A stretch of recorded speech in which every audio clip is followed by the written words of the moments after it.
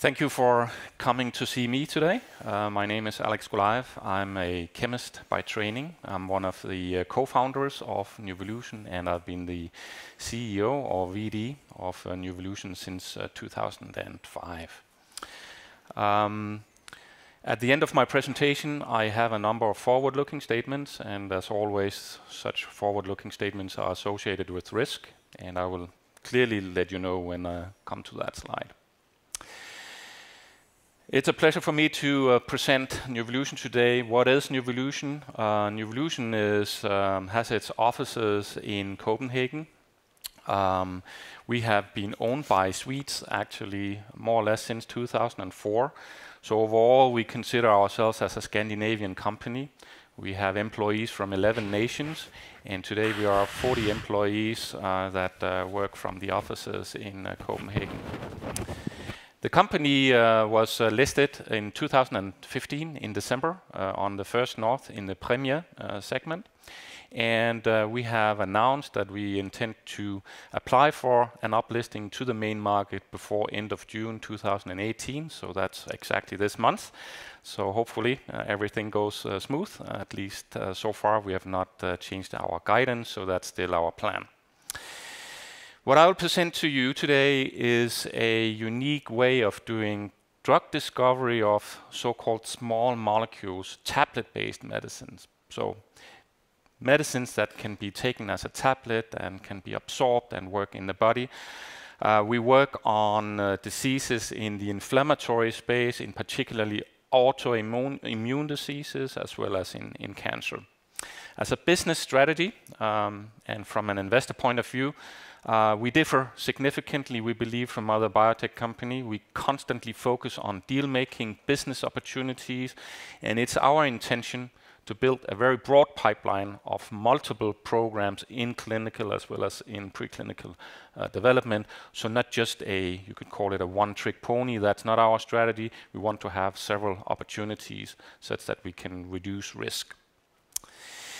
If we just take a brief look at the platform, it is very different from the way you do drug discovery in the big pharma industry. So if you look to the left here, you see a screening method used by the biggest pharmaceutical companies, AstraZeneca, Merck, Novartis, Pfizer. These companies, they have about 1 to 2 million test substances that they use for testing when they do their drug discovery, when they start new programs. And it's like a lottery, you could say. You test to see, are there any of the test substances that we have already that actually can do some of what we're looking for example, blocking cancer cells from proliferating, so from growing and expanding. That could be one thing that you would look for in a screening. This screening technique that is practiced by the big pharma companies cannot really be scaled. It takes about 2 weeks to screen 1 million compounds, and in most cases the big pharma companies using robots can test about their complete screening collection in about a month. So screening 1 to 2 million in 1 month, if you wanted to increase your chances of being successful, you should test many more compounds to see if you have more compounds that are active, better compounds, more potent compounds, safer compounds. But if it takes, say, 2 weeks to screen 1 million, it would take 2,000 weeks to screen 1 billion, so 1,000 times as many compounds. So it's not really scalable. And that's what we have in Nuevolution. We have developed a completely different way of performing screening. We are able to handle all of our test substances as mixtures because we label all the compounds. And this means that one person, one technician, can actually handle all the compounds we have in our screening collection just by the hands. So no robots involved, and you can do the screening in a couple of days. So it's very different from the way you do it in big pharma. This allows us to screen much faster. That's not the most important thing. The most important thing is actually that we have a higher chance of being successful, and it is very cost efficient. So imagine that you have a lot of compounds for testing. We have today, in English, it's 40 trillion. In Swedish, I think it's 40 biljoner. So it's a very big number. It's tens of thousands times larger than the collections in the big pharma companies. So a lot of test substances available. We are able to link these test substances to a piece of DNA, and the DNA functions as a barcode and stregkode. This means that if we isolate a molecule that can bind to our disease target, then we can identify what is the structure of this just by reading the DNA sequence. It's a very sensitive technique. My metaphor is normally, you know, from forensic medicine, retsmedicin. You know that the police women, the police people, they will look for DNA that can be pieces of hair, blood stains, cells. Then they know who was in a crime scene. It's the same situation in our case. We just need to isolate our test substances, isolate the DNA, and then we can sequence it. And then out of the billions of different opportunities that could bind to the target, we can isolate the ones that are active. It's extremely efficient.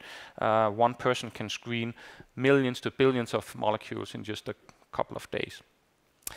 So what are we doing with this technique? Well, instead of just having one project, we actually constantly screen a lot of disease targets.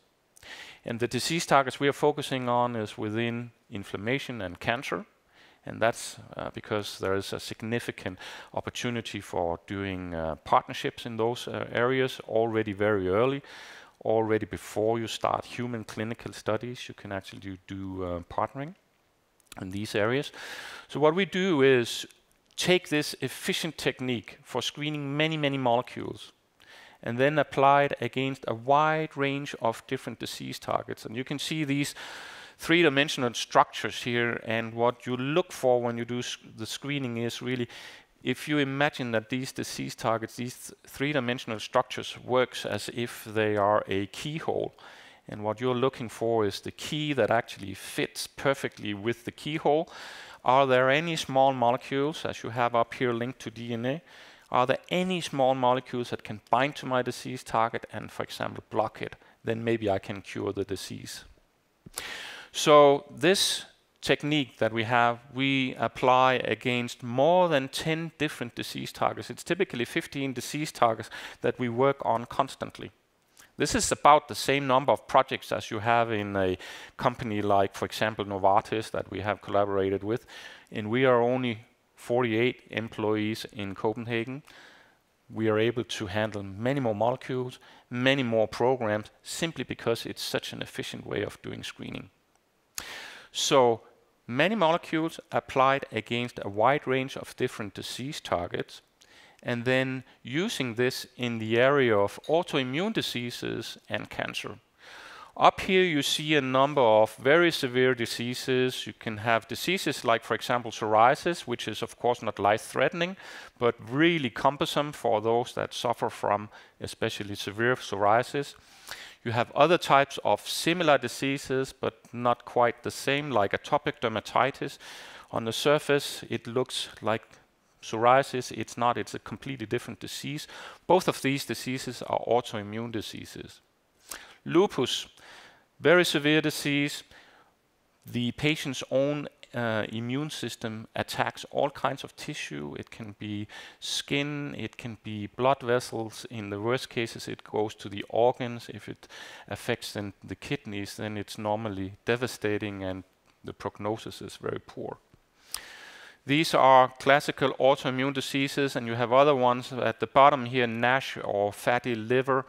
Inflamed fatty liver is also the more public known phrase for that disease. IPF, fibrosis in the lungs. The immune system destroys the lungs. Scleroderma, it looks like a skin disease or rheumatoid arthritis type of disease, but it actually affects also organs and different tissues that we have inside. On the right-hand side, we are seeing multiple sclerosis, as you are all aware, a very, very severe disease. Two very common diseases like rheumatoid arthritis, very common. Ankylosing spondylitis is less common, but also affecting millions of people. And then IBD, inflammation in your intestines. All of these inflammatory diseases are areas that we are interested in. So we have projects where we test in animal models to see would the compounds that we have identified for the specific disease targets, would they be of use for some of these diseases? So that's what we are doing. And then besides that, cancer looks like a smaller space. It's cancer, of course, there's many different types of cancers. Here I just have one box for that. But of course, it's a wide range of many different diseases and different ways of going for cancer. So in Scandinavia, a Swedish-Danish company with 48 employees, having the largest screening collection of small molecules, operating as many disease targets as you see in the big pharma companies, to try to see if we can help patients having very severe diseases, and at the same time also aiming for doing business, of course. So in terms of business, we've done 2 major deals since the IPO. We did an out-licensing of our psoriasis project to Almirall, and I'll show you that in a minute. Some of you may already have seen that. And we have a major collaboration with Amgen, where we are working on many disease targets. And as you can see, we have many more projects that are going, and hopefully therefore also many more business opportunities going forward.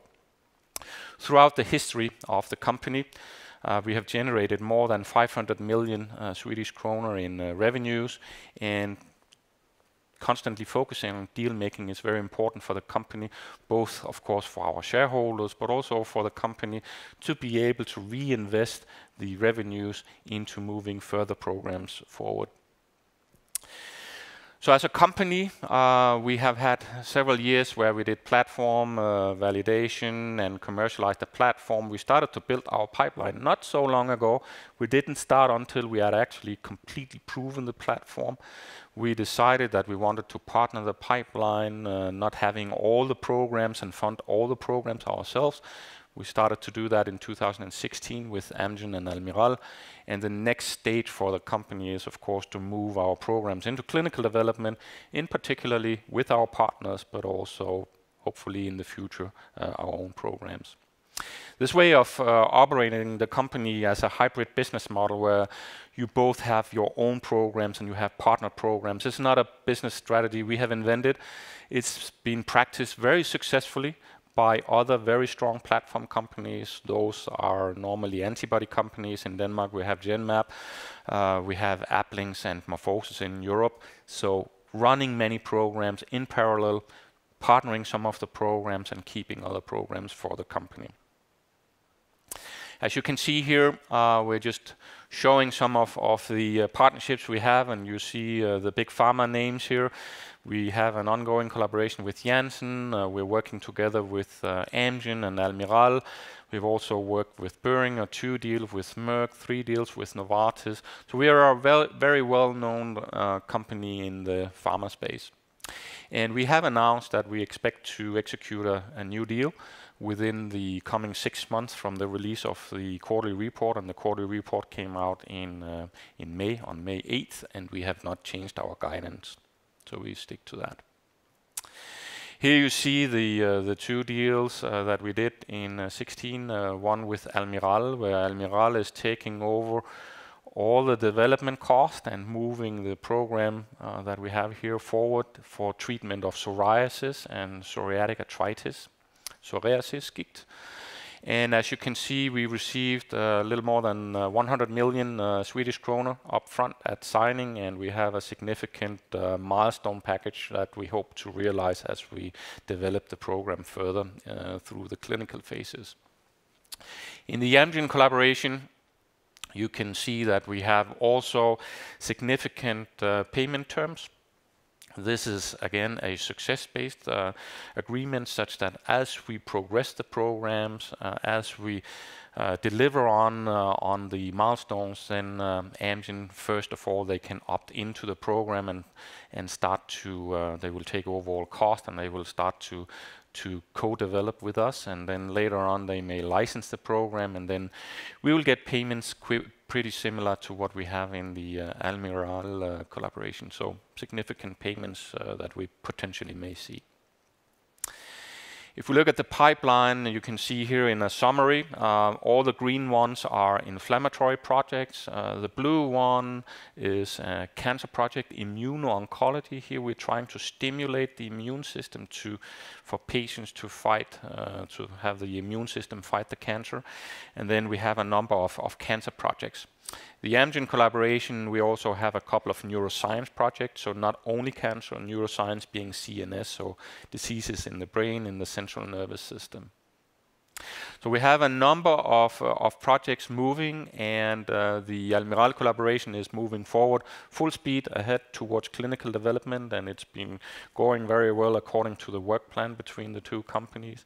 And so has the internal RAW program and the bromodomain program, that are the two next ones, where we have identified what are the most attractive indications for us.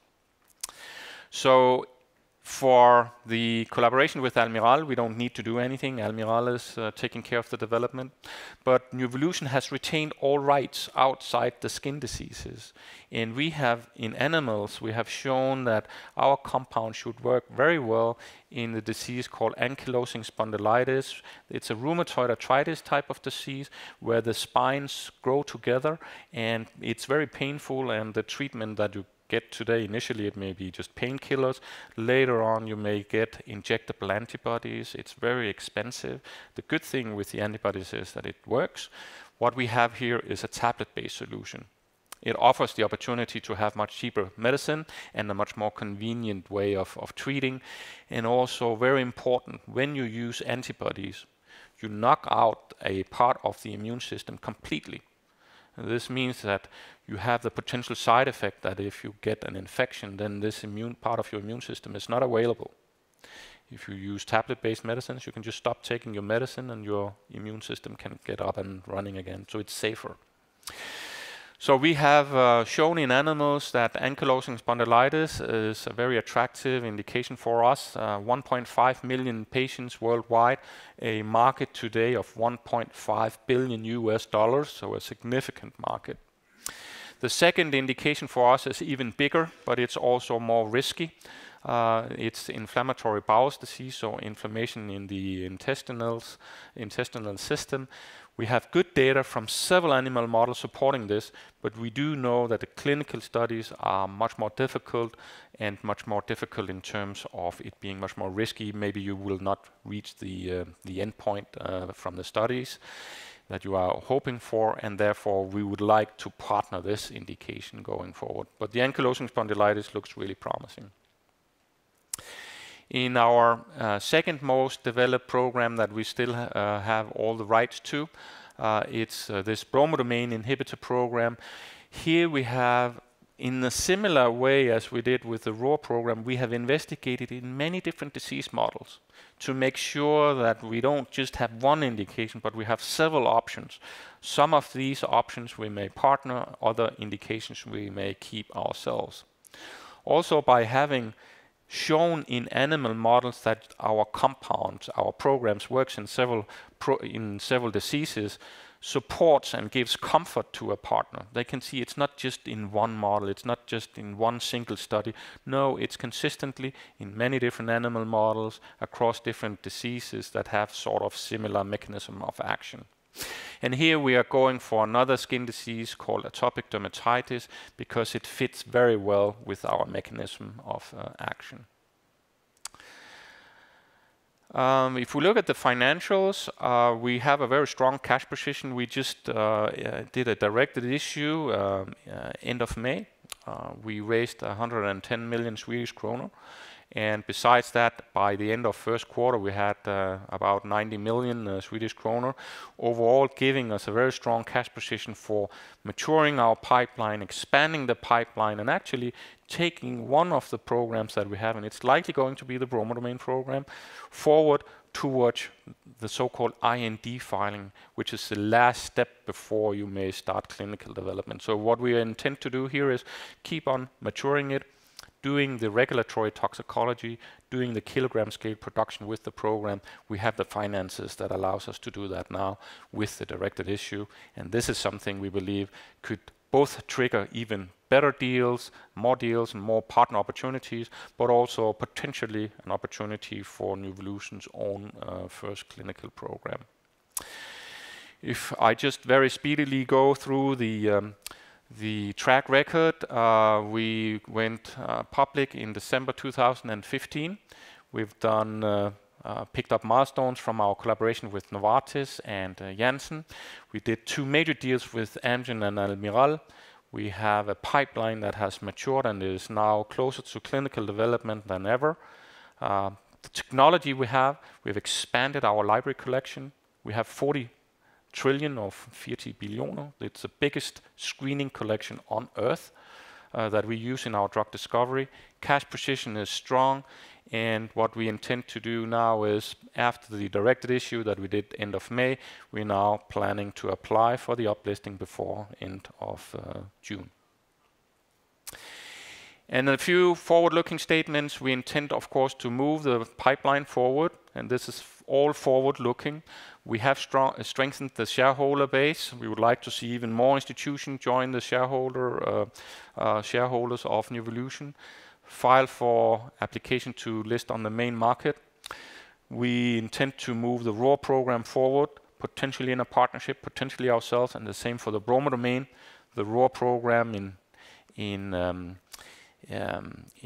IBD, but more likely in ankylosing spondylitis, this rheumatoid arthritis type of disease.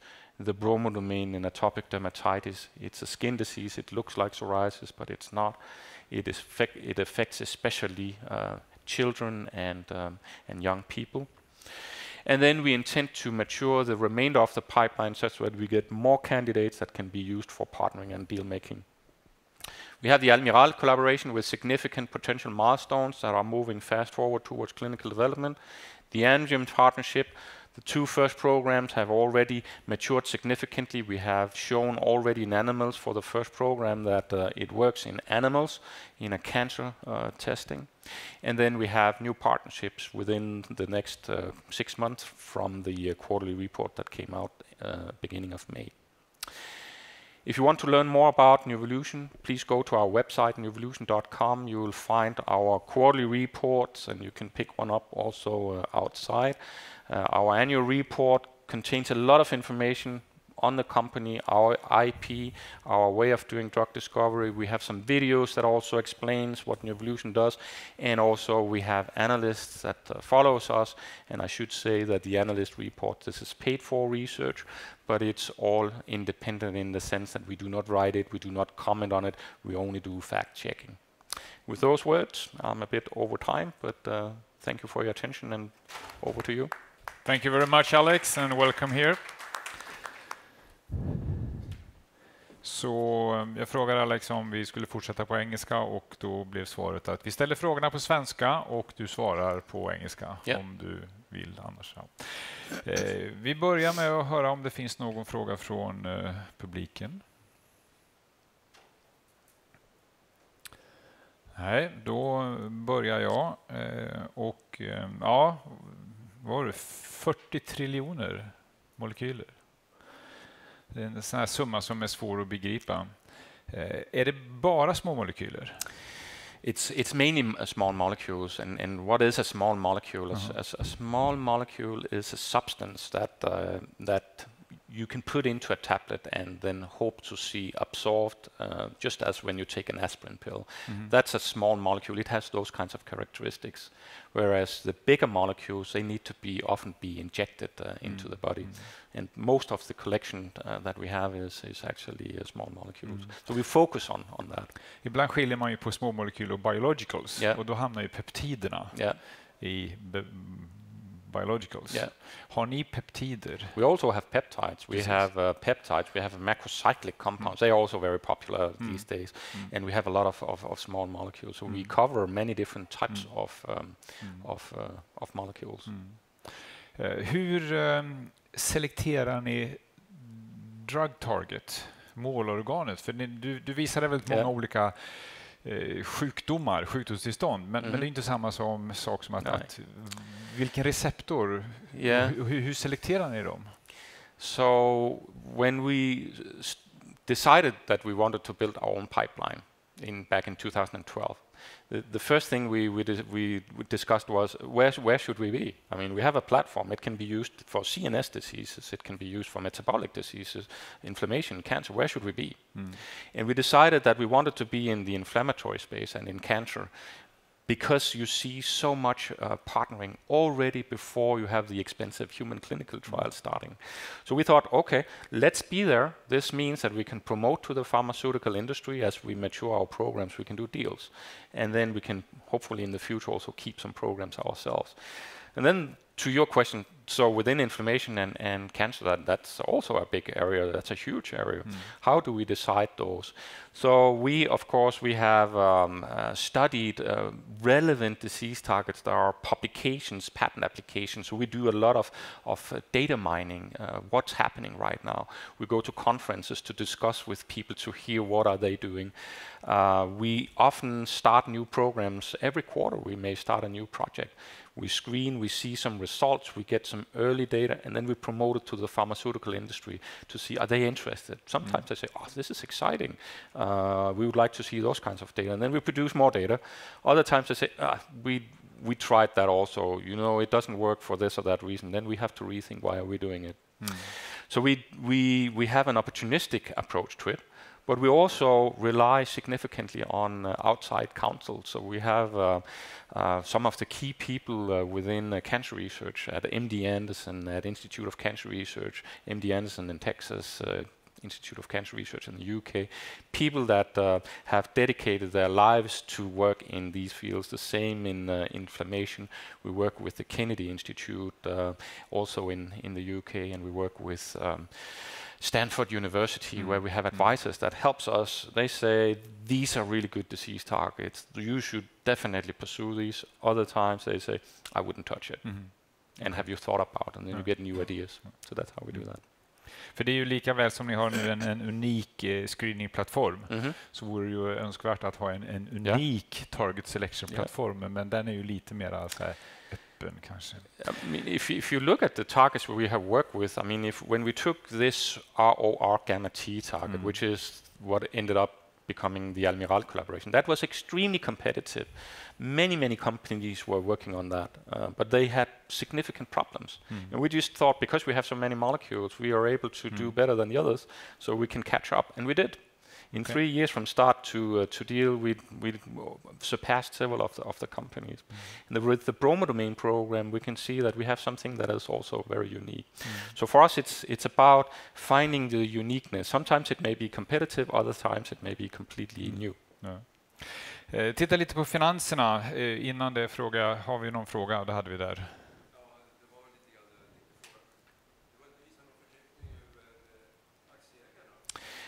Förteckning över aktieägarna. Absolutely. So today the three main owners are Sunstone Capital, Danish venture capital firm. They have just above 20%. Then it is SEB Venture Capital. They also have just above 20%. Then we have Industrifonden. They have just below 20%. And then we have here in Stockholm, we have Granit Småbolag. We have in Skåne, Lund, we have LMK, that is an investor. So we have a number of family funds that have joined. We also have European funds that have joined recently. But the key main owners are SEB, Sunstone and Industrifonden. Ytterligare frågor? Där borta har vi en.